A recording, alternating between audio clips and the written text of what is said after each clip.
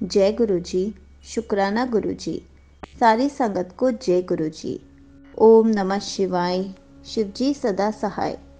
ओम नमः शिवाय। गुरु जी सदा सहाय।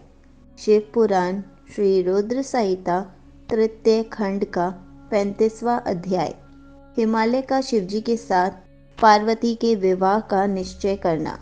ब्रह्मा जी बोले, नारद, महर्षि वशिष्ठ ने राजा अनरण्य की पुत्री पद्मा और ऋषि पिप्लाद के विवाह तथा धर्मराज द्वारा पद्मा को प्रदान किए गए वरदान की कथा सुनाकर कि पिप्लाद स्थिर रहने वाले यौवन के स्वामी होंगे, इंद्र के समान सुंदर व वैभव से संपन्न होंगे और 10 सर्वगुण संपन्न पुत्रों की उन्हें प्राप्ति होगी।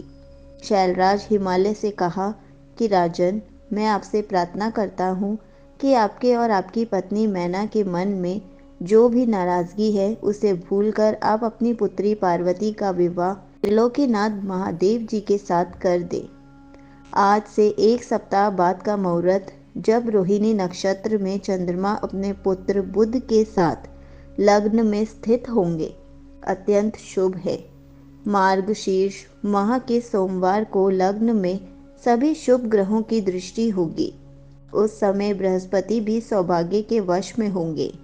ऐसे शुभ मुहूर्त में अपनी पुत्री पार्वती, जो कि साक्षात जगदम्बा का अवतार है, का पाणी ग्रहण भक्त वत्सल भगवान शिव से कर देने पर आप अपने आप को धन्य समझेंगे।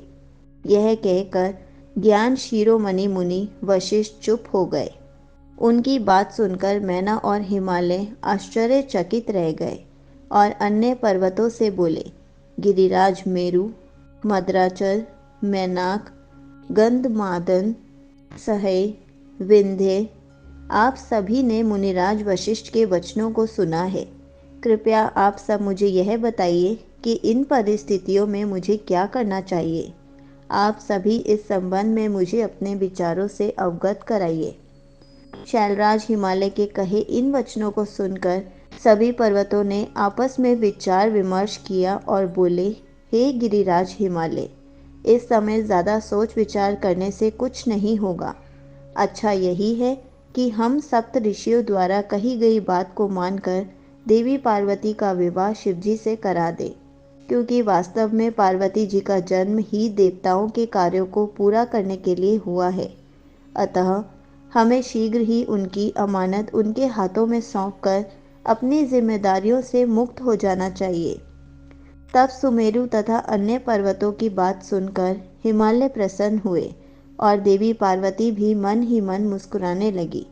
देवी अरुंधति ने भी विविध प्रकार की कथाओं को सुनाकर पार्वती की माता मैना को समझाने का प्रयत्न किया।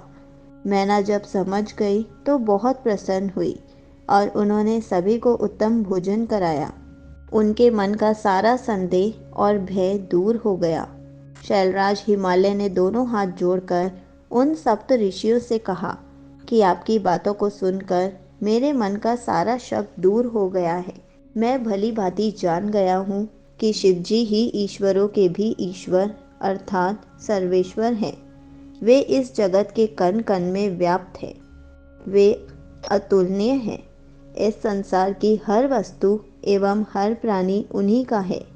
यह कहकर हिमालय ने अपनी पुत्री पार्वती का हाथ पकड़कर उसे सप्त ऋषियों के पास खड़ा कर दिया और बोले कि आज से मेरी पुत्री शिवजी की अमानत है।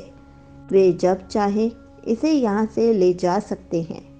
ऋषिगण शैलराज की बातें सुनकर प्रसन्न हुए और बोले, भगवान शिवजी आपकी पुत्री को स्वयं मांगकर आपको सौभाग्य प्रदान कर रहे हैं। यह कहकर वे ऋषिगण पार्वती को आशीर्वाद देने लगे और बोले, देवी आपका कल्याण हो तथा आपके गुणों में निरंतर वृद्धि हो। आप शिवजी की अर्धांगिनी बनकर उनका जीवन खुशियों से भर दें। सप्त ऋषियों ने सुविचार करके 4 दिनों के बाद का शुभ मुहूर्त विवाह के लिए निकाला।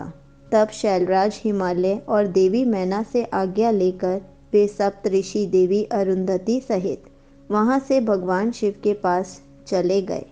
संगत जी, यहीं पर शिव पुराण श्री रुद्र संहिता तृतीय खंड का 35वां अध्याय समाप्त होता है। जय गुरु जी। शुक्राना गुरु जी।